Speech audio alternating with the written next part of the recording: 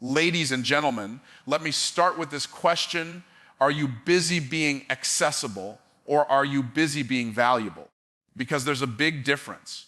See, some people spend their entire lives trying to please everyone, answer every call, show up to every event, and meet every demand. But let me tell you something: when you're available to everyone, you become valuable to no one. You dilute your worth by scattering your time, your energy, and your focus across people who don't even recognize the treasure that you are. Value is never determined by existence alone. It is determined by rarity.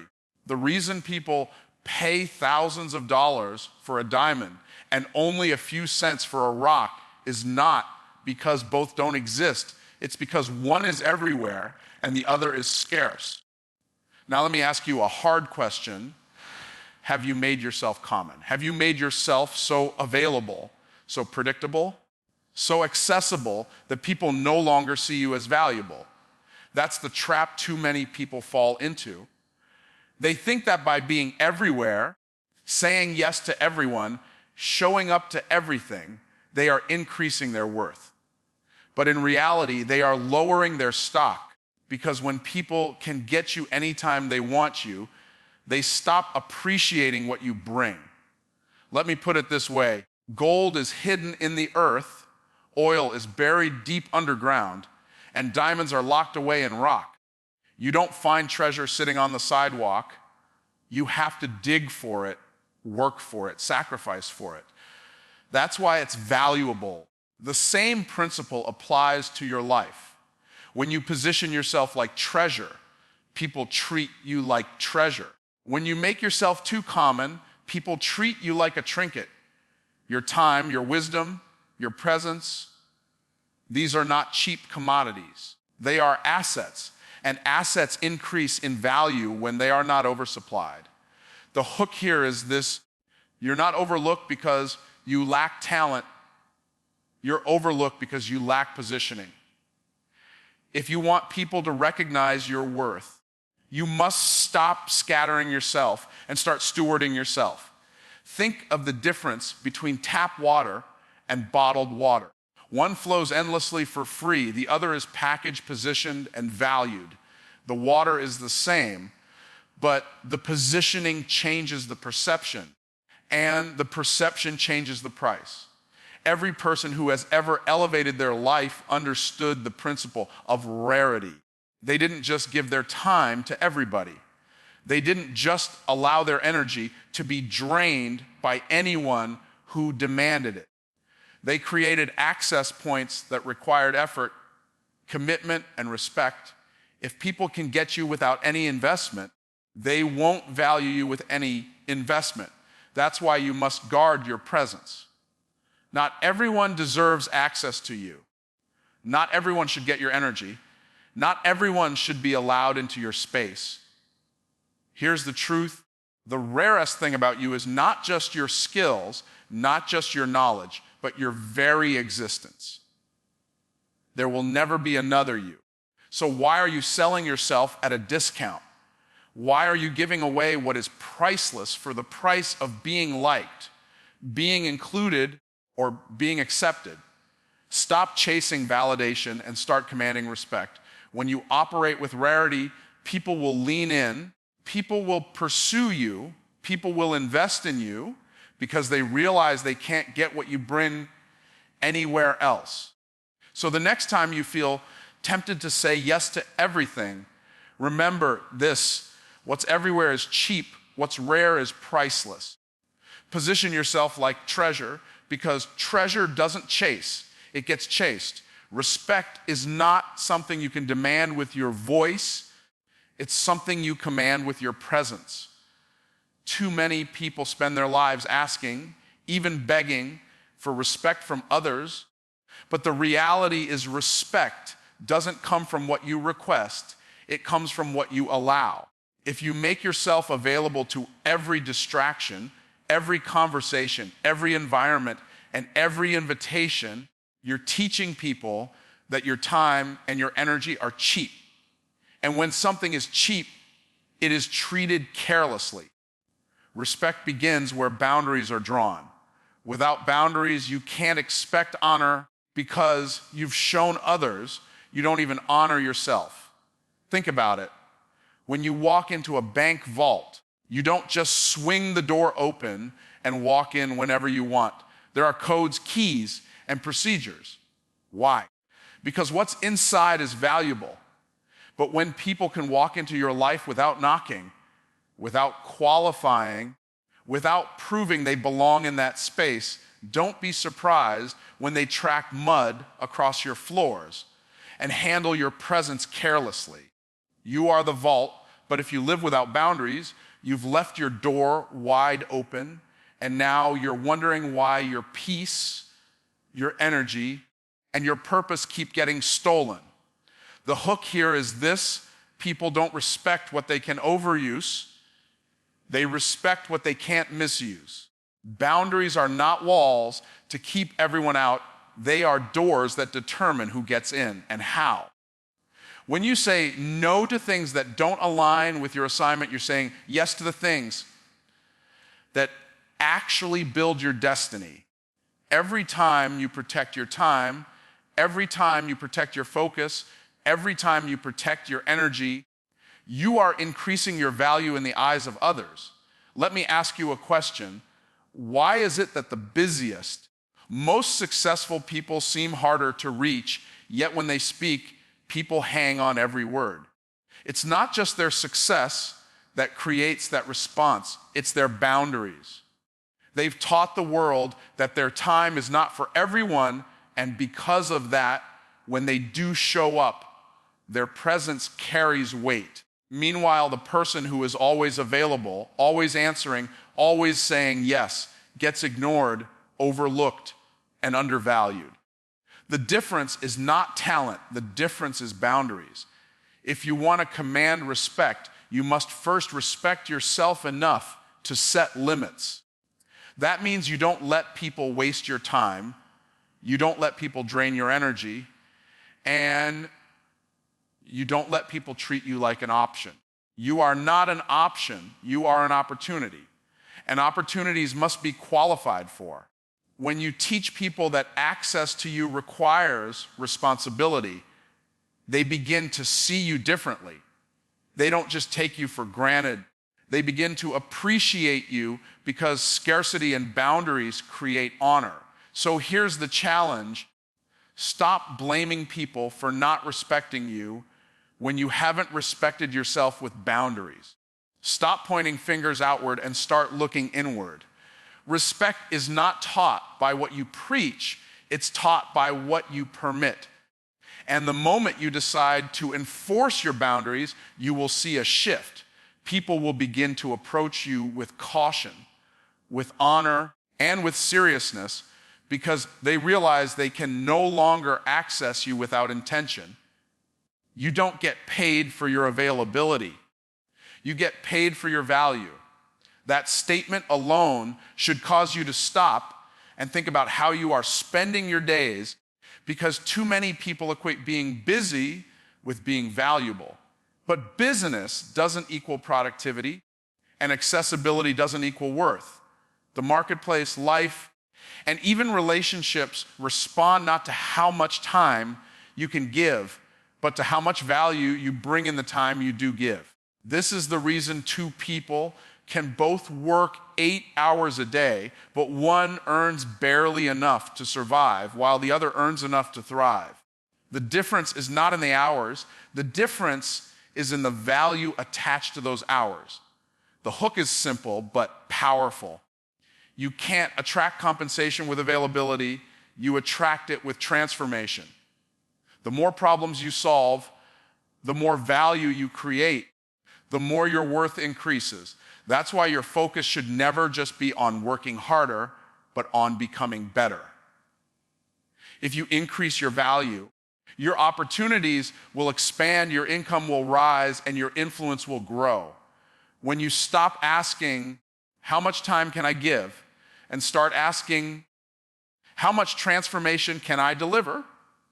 You shift from being replaceable to being indispensable. Think about this. Water flowing from a public fountain is free, but that same water purified, bottled, branded, and positioned becomes a product people pay for. The water didn't change, the value did. The marketplace rewarded the transformation, not the existence. The same is true for your life. Your natural talents, your raw abilities, your basic knowledge, they are like water in its raw form. But when you refine those talents, when you study, when you practice, when you sharpen your skills, you're taking what is common and turning it into something uncommon. And uncommon things command uncommon rewards. Here's the truth. If you're always focused on being available, you'll never have the time to become valuable. You'll spend your days chasing everyone else's agenda, answering every request, and reacting to every distraction while your true potential goes undeveloped. People don't remember who was always around. They remember who changed the game when they showed up. They remember who had the answers, who had the wisdom, who had the solution. That's what makes you stand out. The secret is to invest in yourself daily, because when you increase your personal value, the world has no choice but to adjust how it treats you.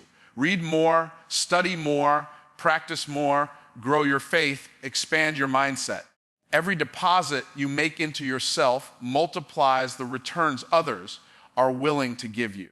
You don't need to prove your worth by being everywhere. You prove your worth by being excellent wherever you are. So let me leave you with this thought. Your life changes the moment you stop chasing recognition for being available and start commanding reward for being valuable. Don't just show up with solutions. Don't just be present, be powerful. Don't just give time, give transformation. Because availability doesn't create wealth, but value always does. Every yes you give costs you something, whether you realize it or not. Every time you say yes to the wrong people, to the wrong opportunities, or to the wrong environments, you are unintentionally saying no to the things that could actually move your life forward.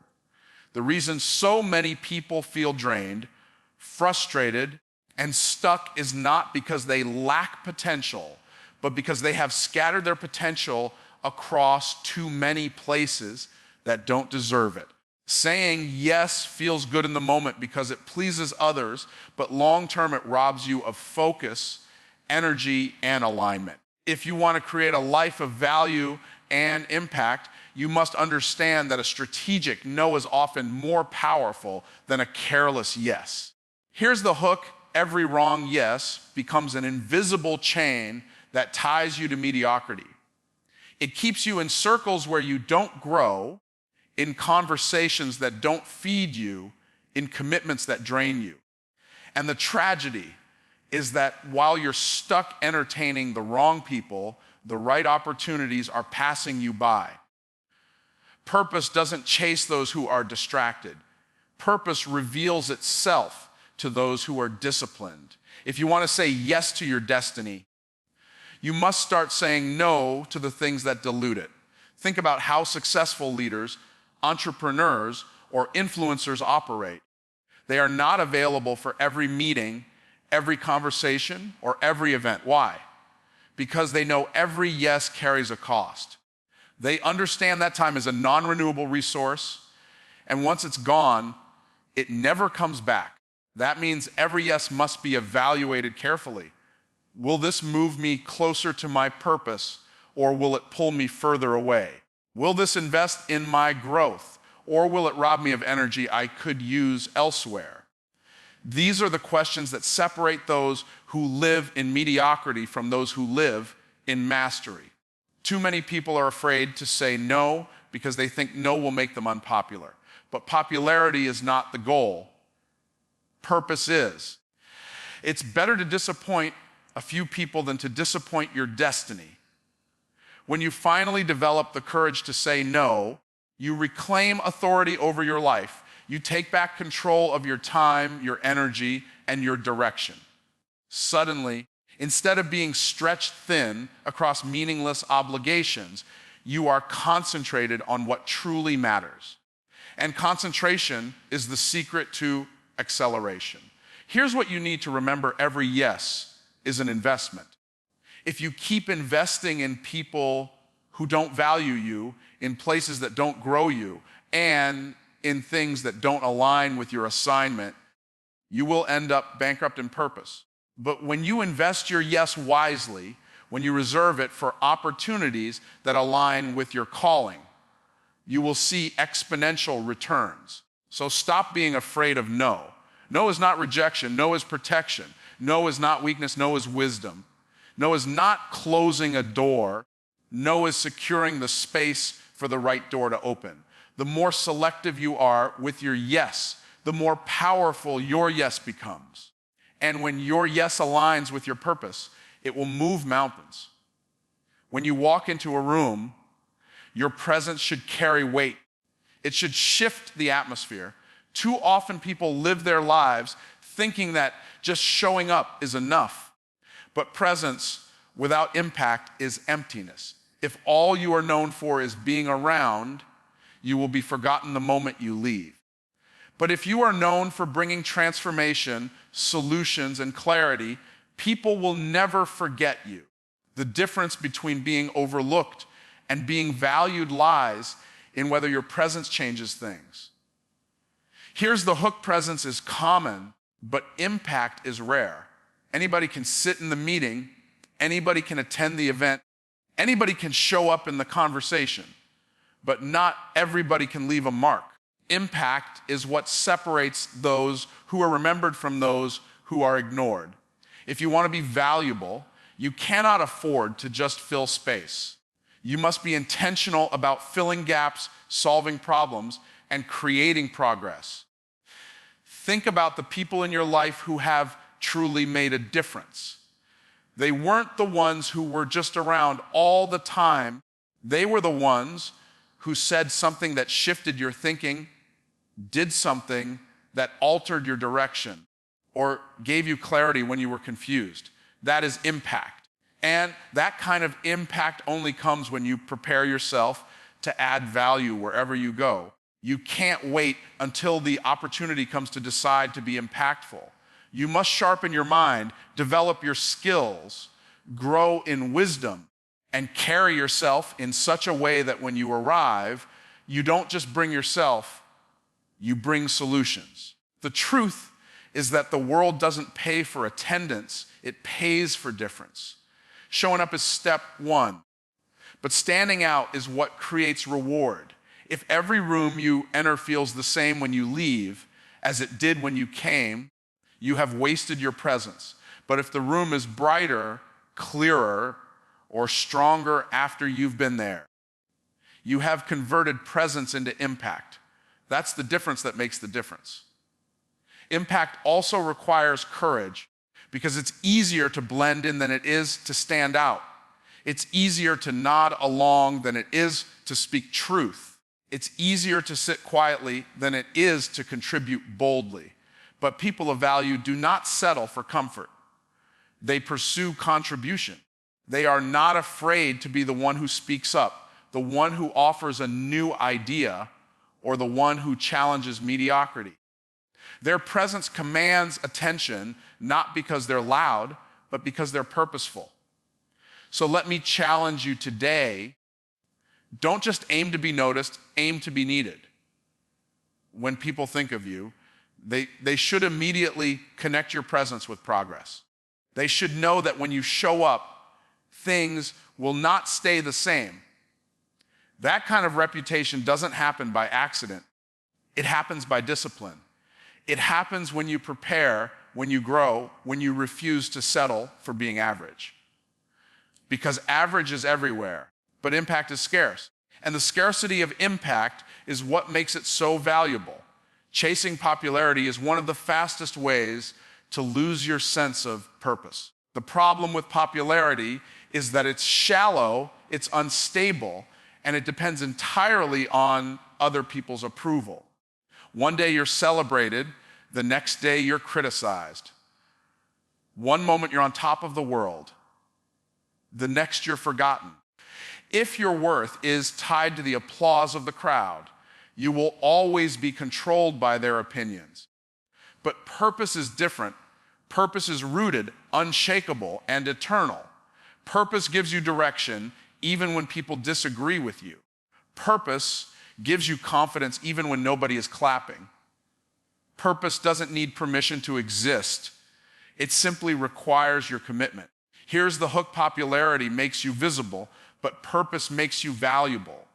You can have thousands of followers, millions of likes, and endless attention, but if you are not aligned with your purpose, all that noise amounts to nothing.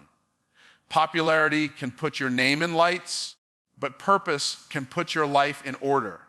And when your life is in order, your impact goes far deeper than surface level recognition. It touches lives, it builds legacy, it outlives you. Think about it, history is not filled with the names of the most popular people. It's filled with the names of the most purposeful people. Leaders, innovators, visionaries, men and women who weren't focused on being liked. They were focused on being impactful. They were willing to stand alone, to be misunderstood, to be unpopular in their generation because they knew their assignment was bigger than approval. And years later, the same world that once mocked them now celebrates them as geniuses. Popularity is fleeting, purpose is lasting. The danger of chasing popularity is that it makes you adjustable. You'll twist who you are, compromise your values, and dilute your gift just to fit into the mold of what others expect. But when you live by purpose, you become unmovable. You no longer ask, will they like me? But instead, am I fulfilling the assignment I was born to carry? That shift is the key to freedom. Because once you stop needing applause, you become unstoppable. Here's the truth: being popular may give you attention, but being purposeful gives you respect. It's better to be deeply respected by a few than lightly admired by many. A crowd can cheer for you today and walk away tomorrow, but when you touch someone's life through your purpose, they carry that impact forever. The world doesn't need more people who are liked. It needs more people who are aligned with their calling. So let me challenge you. Stop asking how you can be noticed and start asking how you can be necessary. Stop worrying about followers and start focusing on fruit. The measure of your life won't be how many people knew your name, but how many lives were changed because you lived with purpose. Popularity fades, but purpose produces legacy. And legacy is the ultimate evidence that your life was valuable, not just visible.